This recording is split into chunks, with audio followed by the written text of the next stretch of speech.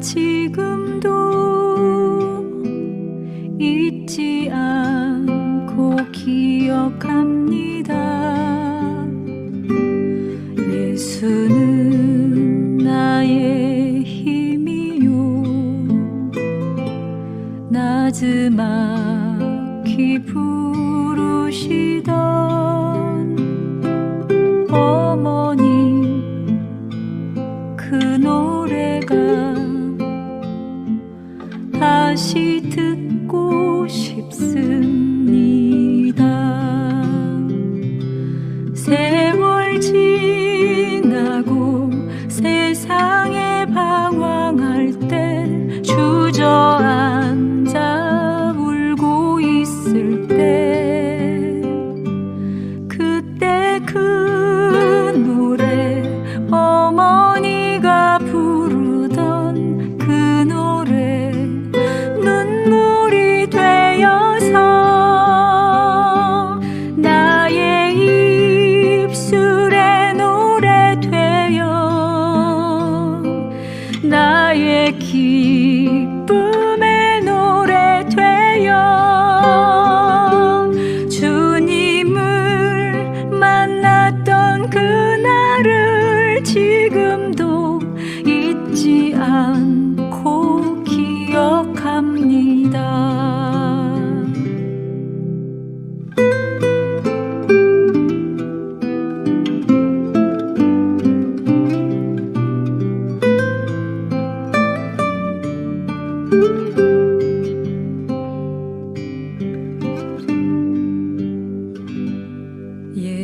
예수는 나의 힘이요 나지막히 부르시던 어머니 그 노래가 다시 듣고 싶습니다.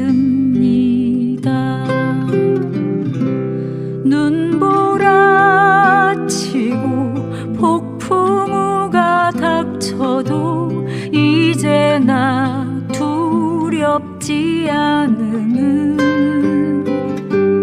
예수가 나의 힘이 되어주시고 나의 삶을 인도하시니 예수는 나의 힘이시요 나의 능력이 되시는 주 영원히 주님만 노래합니다. 주님만 의지하렵니다. 예수는 나의 힘이시요 나의 능력이 되시는 주 영원히 주님만 노래합니다. 주님만 의지하렵니다. 주님만 의지하렵니다.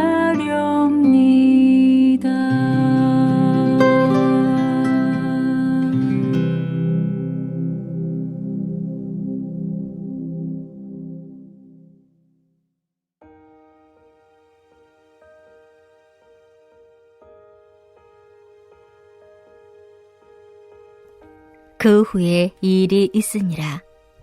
다윗의 아들 압살롬에게 아름다운 누이가 있으니 이름은 다말이라. 다윗의 다른 아들 암논이 그를 사랑하나 그는 처녀이므로 어쩔 수 없는 줄을 알고 암논이 그의 누이 다말 때문에 우라로 말미암아 병이 되니라. 암논에게 요나답이라 하는 친구가 있으니 그는 다윗의 형 시므아의 아들이요 심히 간교한 자라. 그가 암논에게 이르되 왕자여 당신은 어찌하여 나날이 이렇게 파리하여 가느냐 내게 말해주지 아니하겠느냐 하니 암논이 말하되 내가 아우 압살롬의 누이 다말을 사랑함이니라 하니라. 요나답이 그에게 이르되 침상에 누워 병든 채하다가 내 아버지가 너를 보러 오거든 너는 그에게 말하기를 원하건대 내 누이 다말이 와서 내게 떡을 먹이되 내가 보는 데에서 떡을 차려 그의 손으로 먹여주게 하옵소서 하라 하니 암논이 곧 누워 병든 채하다가 왕이 와서 그를 볼 때 암논이 왕께 아뢰되 원하건대 내 누이 다말이 와서 내가 보는 데에서 과자 2개를 만들어 그의 손으로 내게 먹여주게 하옵소서 하니 다윗이 사람을 그의 집으로 보내 다말에게 이르되 이제 내 오라버니 암논의 집으로 가서 그를 위하여 음식을 차리라 한지라. 다말이 그 오라버니 암논의 집에 이르매 그가 누웠더라. 다말이 밀가루를 가지고 반죽하여 그가 보는 데서 과자를 만들고 그 과자를 굽고 그 냄비를 가져다가 그 앞에 쏟아 놓아도 암논이 먹기를 거절하고 암논이 이르되 모든 사람을 내게서 나가게 하라 하니 다 그를 떠나 나가니라.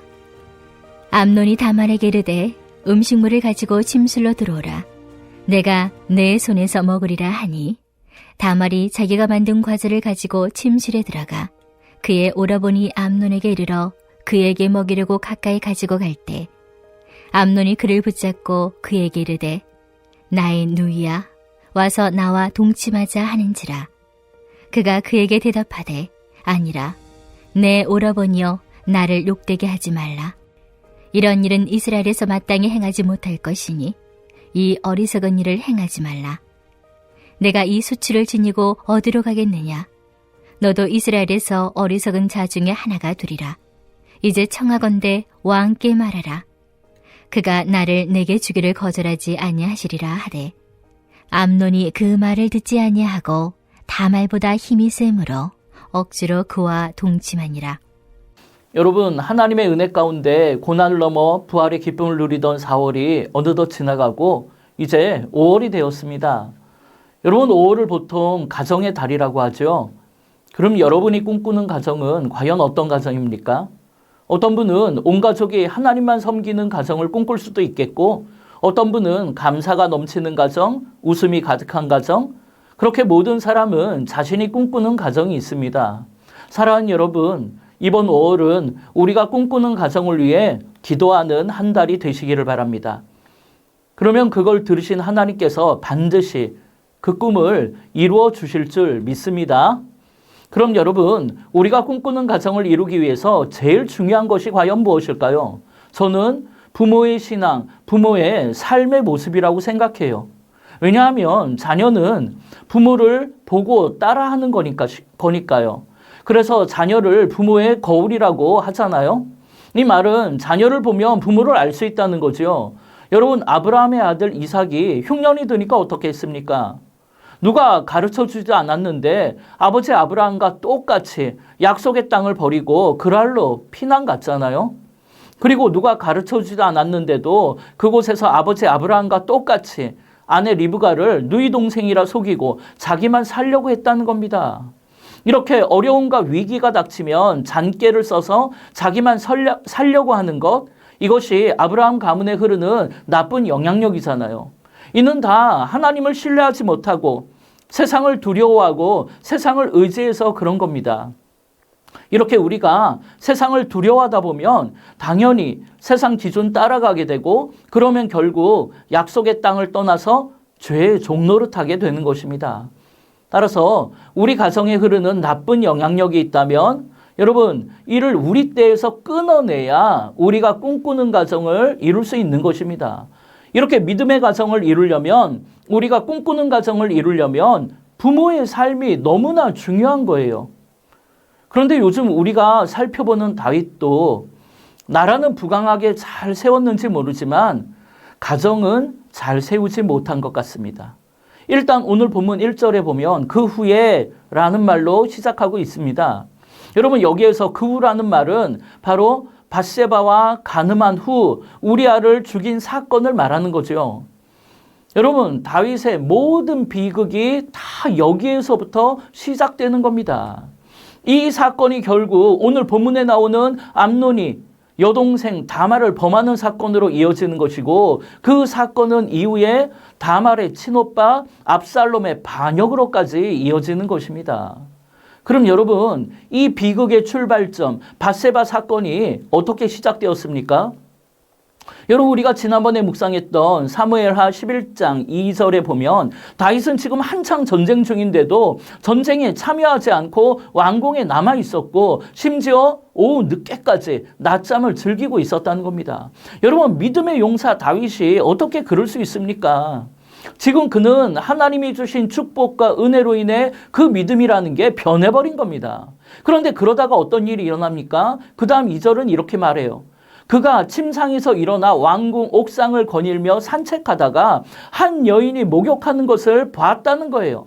그런데 문제는 순간 그 여인을 마음에 품게 되었고 이에 사람을 보내 알아보게 하고 그녀가 충신 우리아의 아내임을 보고받고도 밧세바를 불러 간음했다는 거죠. 여러분, 여기에서 중요한 것은 우리가 무엇을 보느냐 하는 거예요. 물론 옥상을 산책하다가 목욕하는 여인을 볼 수 있죠. 또 일을 우리가 잘하려고 하다 보면 원치 않는 유혹을 만날 수 있죠. 그러면 여러분, 그때 고개를 돌렸어야죠. 그런데 다윗은 그녀를 주목하여 봤다라는 거예요. 그러자 사탄이 음욕의 마음을 다윗에게 넣어줬고 이내 그 음욕은 다윗의 마음을 차지했고 그만 실행에 옮겼다는 겁니다. 사랑하는 여러분, 새가 머리 위에 앉을 수는 있어도 그 새가 머리에 둥지를 틀게 해서는 안 된다는 말이 있습니다. 마찬가지로 순간 음욕의 생각이 들 수는 있죠. 그러나 그 생각이 내 마음에 뿌리를 내리게 해서는 안 된다는 겁니다. 그런데 다윗이 영적으로 둔감해지니까 영적 브레이크가 작동하지 않는 겁니다. 예전에 다윗 같으면 어림도 없던 일들이 지금은 너무나 자연스럽게 일어나는 거죠.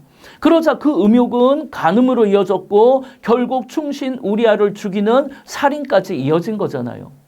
이렇게 욕심이 잉태한 즉 죄를 낳고 죄가 장성하면 사망을 낳는다는 말씀 그대로 아닙니까? 물론 나중에 나단 선지자의 책망을 받은 다윗이 뼈를 깎는 회개를 했고 하나님은 그런 다윗을 용서해 주셨죠. 이후에 다윗은 다시 용기를 내서 살게 됩니다. 그게 그의 나이 51세가 되던 해였습니다. 그런데 아마 다윗은 그때까지는 몰랐을 거예요. 자신의 이 모습을 자녀들이, 자식들이 그대로 닮아간다는 것을요. 그렇게 모든 게 제자리로 돌아온 듯한 그때 바로 다윗의 장자, 왕위 계승 서열 1순위의 암논이라는 아들을 통해서 하나의 사건이 벌어지게 되죠. 오늘 보면 1절, 2절을 다시 보면 그 후에 이 일이 있으니라 다윗의 아들 압살롬에게 아름다운 누이가 있으니 이름은 다말이라. 다윗의 다른 아들 암논이 그를 사랑하나 그는 처녀이므로 어찌할 수 없는 줄을 알고 암논이 그의 누이 다말 때문에 우라로 말미암아 병이 되니라. 여러분, 지금 암논이 배다른 여동생 다말 때문에 우라병, 그러니까 상사병이 났다는 겁니다. 그런데 그의 상사병은 진정한 사랑이 아니에요. 누이를 범하고픈 아버지로부터 내려온 육체적 음욕일 뿐입니다. 그런데 이때 암논의 사촌 요나답이라는 아주 간교한 자가 있었는데 그가 암논의 이런 고민을 듣고 아주 못된 간교를 짜주잖아요. 일명 꾀병을 부리라는 겁니다. 그래서 아버지 다윗에게 누이 동생 다말이 와서 병수발도 들고 음식을 만들어 직접 먹여주면 좋겠다라고 말하라는 겁니다. 그래서 다말이 오면 그를 거기에서 범하라는 거죠. 그래서 암논은 요나답이 시킨 대로 정말 꾀병으로 들어누워서 다말을 문병 오게 했고 그 자리에서 거부하고 저항하는 다말을 강간하게 되죠. 그런데 여러분, 어떻게 말하자면 다말을 암논에게 보낸 게 다윗이니까 결과적으로 보면 다윗도 이 계략의 한 몫을, 한 역할을 하게 된 겁니다. 그러니까 여러분, 요나답을 앞세운 이 사탄이라는 놈들이 얼마나 간교한지 모릅니다. 그런데 이를 다윗이 분별하지 못했다는 거죠. 이렇게 영적으로 무너진 다윗은 이제 분별력도 없어지고 그의 가정은 엉망진창이 되어버렸습니다. 그리고 나중에 사건의 전모를 보고받은 다윗은 그제서야 자신이 요나답과 암논의 계략에 속은 것을 알게 되죠. 그런데도 영적으로 무력해진 다윗은 암논에게 한마디를 못했습니다. 여러분, 내일 본문 21절에 보면 다윗은 혼자 분노한 걸로 이 사건을 그냥 넘겨버렸어요. 암논을 불러서 아버지로서 책망하지도 않았고 죄값을 묻지도 않았습니다. 왜 그렇습니까? 자기도 똑같은 죄를 저질렀으니까요. 여러분, 이렇게 우리가 물들어 있는 죄악의 모습은 너무나 안타깝게도 우리의 자녀들의 삶을 통해 반복될 것입니다.